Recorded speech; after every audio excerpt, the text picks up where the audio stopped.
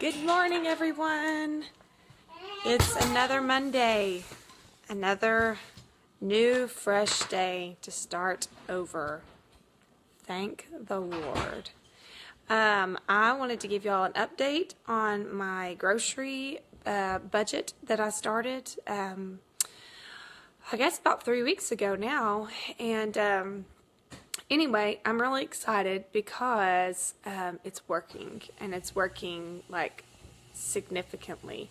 So anyway, I'm going to prop you up here while I put away some of my silverware, and I want to share with you how I did it. So I was talking to you guys about Jordan Page, who has funcheaperfree.com, and she gives great budgeting advice, and I have only just scraped the tip of the iceberg here of all the tips that she has on how to save money in your grocery budget. She actually has a class you can go through that you can purchase.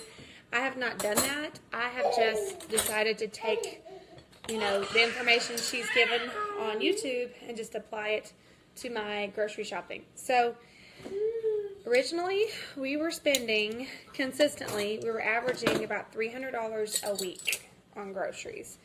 Well, maybe some of you guys can do that, and that's awesome and that's great. We cannot, and that's okay. And at first I thought, oh no, I'm not buying excessively. What am I going to do? These are all needs. And so, how am I going to reduce the bill down? Because I couldn't see how I could. Well, so she says that for every person in your family, you count $100. So we are a family of 7. So it's $700 a month is our grocery budget, is what it should be. And then you divide it up. Weekly. So that's $175 per week. She does a weekly budget because it's less overwhelming. So if maybe you didn't get everything you wanted that week, your budget starts completely over in 6 days or 7 days. So it's just not as overwhelming as doing like a month budget, so that you blow it all at the beginning, or you don't know how to space it out. So you do a weekly budget. That has been super helpful. So we just went by that and decided, okay, $175 is our budget weekly when we go to the grocery store. And then she has 3 categories of budgeting for your family. The first is family, and that's basically all bills. And then you have grocery, which is week-to-week needs. And then you have other, which is everything else. And so you give yourself an other budget. And so for us, ours is, it's pretty simple. So we decided to do, at first, when we were getting our budget under control, say hi, Esther. Say hi. It was $66.50 per week. So for all other needs, which I know it's pretty low, but that's okay. You can actually, if you want to put the remainder, if you don't use it in 1 week, you can put it in a fund and then draw from it in, subsequent weeks. So anyway, but we've upped it now since we've gotten our budget back under control, or our spending under control, to $75 a week. So I have a budget of $175 for groceries per week, and then $75 per week for other. And this is outside of all bills. So anyway, the first week I did it, I only spent $30, and that fed our family for 7 days. Now, granted, the week before I had spent $300 on groceries. So the way she teaches you to do this is you do a concept called shelf cooking.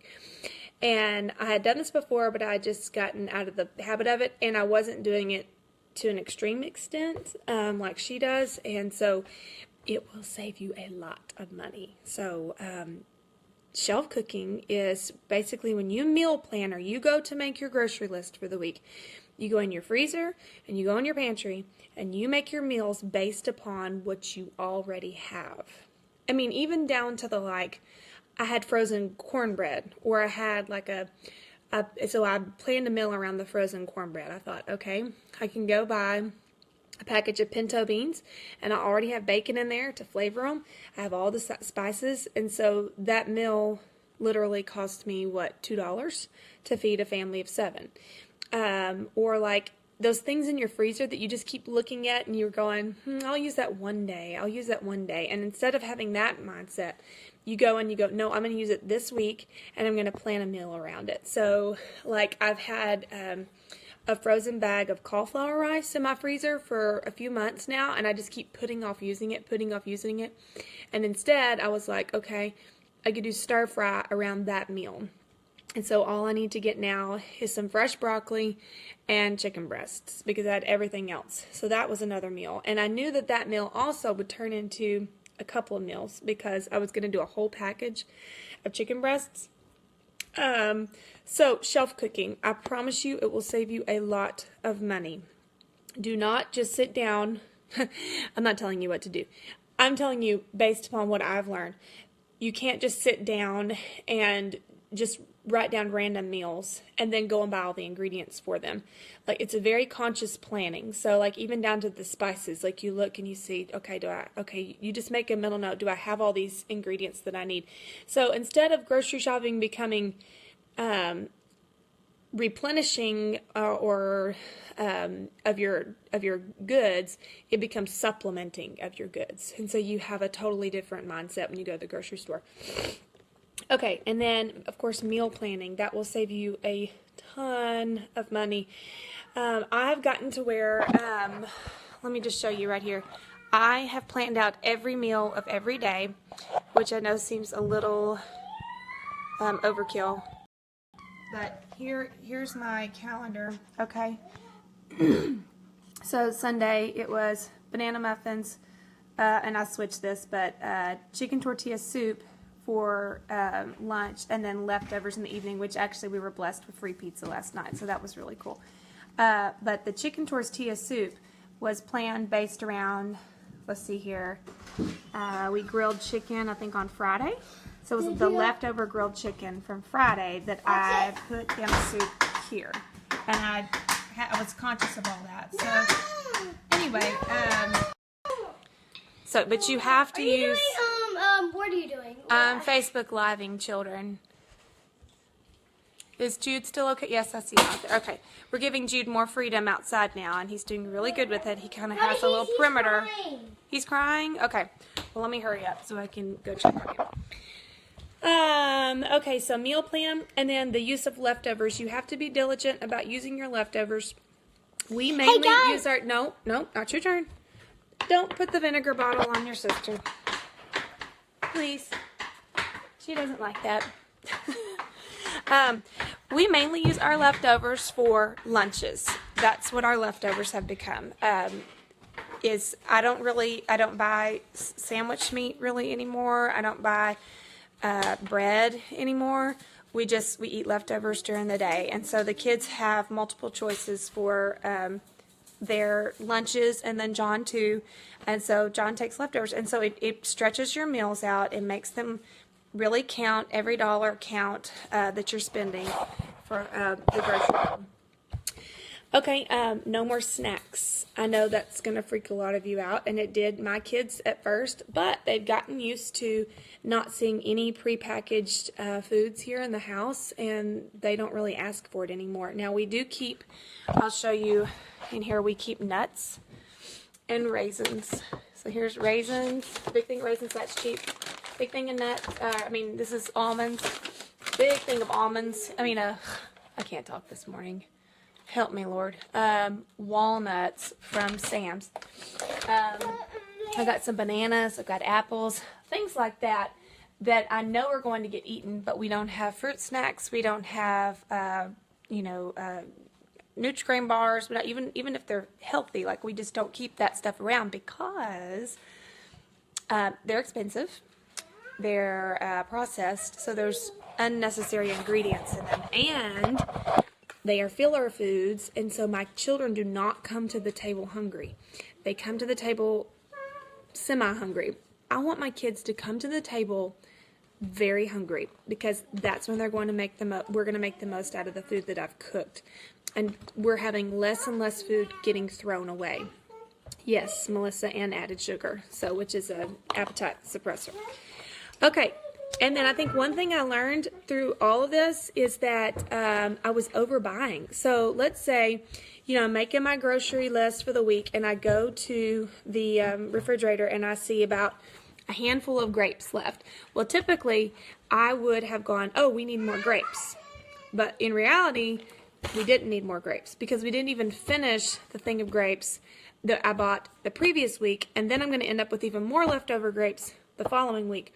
So we're obviously not eating as many grapes as I thought we were. Even if I feel like, oh, it'd be nice to have some fresher grapes, I go, no, we're going to finish these grapes, and then in 6 days, we'll buy some more grapes.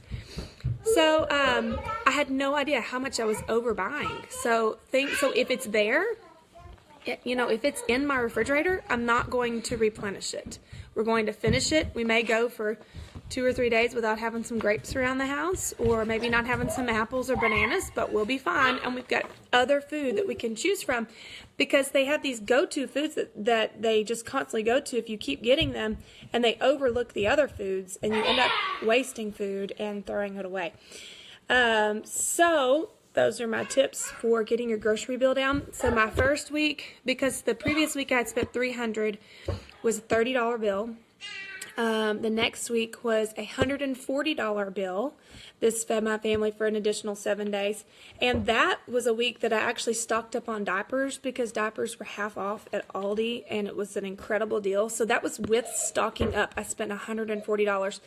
And last week I went grocery shopping. I spent $110. So that's $110 for a family of 7, all needs met. Anyway, for 7 more days. So, as you can see, we have dramatically reduced our grocery bill. Awesome, Ashley. Cool. Yes, I know. I just had no idea how much I was overbuying, and so you don't realize it until you kind of start thinking differently. Darcy, how many times a week do we eat meat? We eat meat every day of the week. So, let me look at my meal plan for the week, and this will help you. Like yesterday, we had chicken tortilla soup that had chicken in it. Today, we are going to now this morning, I did not get to the burritos. We ended up having oatmeal. I will pre-make the burritos probably later on today, and I will freeze them. Breakfast burritos freeze very well. We'll do leftovers for lunch. We are doing chicken and dumplings tonight, so I'm going to boil a whole chicken, and then I will put tortillas in it, and that makes a massive pot of chicken and dumplings. It feeds a lot of people, and we'll have leftovers. Breakfast, we're going to have biscuits here. I'll make enough to freeze so that John can have things to pull out of the freezer. I got a pork butt at Aldi. I will put that in the crock pot, and that will have leftovers. Now, for your family, Darcy, it probably wouldn't have leftovers, so you might look when the pork butts are on sale and get you a couple of them. Help me put on my policeman jacket? Yes, I can help you put on your policeman jacket. Hold on one second. And so then I'll add a baked potato to that and salad. Eggs are super, super cheap at Aldi. They're less than 50 cents a dozen. You can feed your family every day on a dozen of eggs, so that's a really good. We'll pull out the bacon that day, leftovers. Yep. And then in the evening, because this is a church night, we want it to be easy. This is black beans. Stop, Hazel. Oh, help me. This is black beans and rice. So they eat that very well. It's very easy to make. So they'll just eat beans and rice for supper. Cream of wheat, which actually I'm out of because Jude poured it out the other day. So we'll pull from the freezer, or we'll pull some more oatmeal out. Leftovers, spaghetti and salad. I do put meat in my spaghetti. I'll only put 1 pound of meat in there. Lots of spaghetti sauce. That'll stretch that meat out. This Friday for breakfast will be stuff from the freezer, like the burritos or biscuits, or they can have a smoothie. Which Aldi has great prepackaged smoothie cut-up fruit that I discovered. Leftovers for lunch, and then I'm going to go back to my pork butt that I cooked on Tuesday that will be in the freezer. Pork freezes very well in the freezer, so does roast and brisket.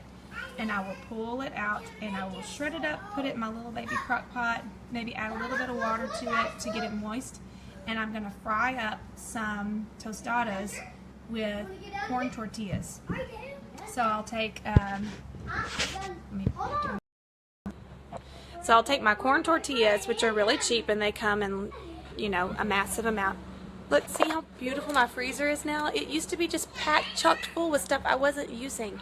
That was there for months. And then I actually started to eat from the freezer until everything was gone. And then now I'm supplementing back into the freezer. But my freezer looks so much better. But a big package of one of these is really cheap. Those are corn tortillas. You take some cooking oil, put it in like a big skillet, and you can fry each one, and they make really good tostadas. And so I'll sprinkle the leftover pork on those chips that you make, and then just add toppings to it, and that's another meal. So that's 7 days of food that we did for $110 for a family of 7. Now, my kids are younger, so I don't have teenagers, but sometimes I feel like I do with Jude. Friends, see their hideout. Okay, so I'm going to stop now, and I hope this has been helpful to you guys, and just write in the comments any other questions you may have, and I'll just maybe point you in the right direction. Yes, I'll put on your policeman jacket. Do I only shop at Aldi? Right now, pretty much, I buy everything I can at Aldi, and I supplement at Walmart.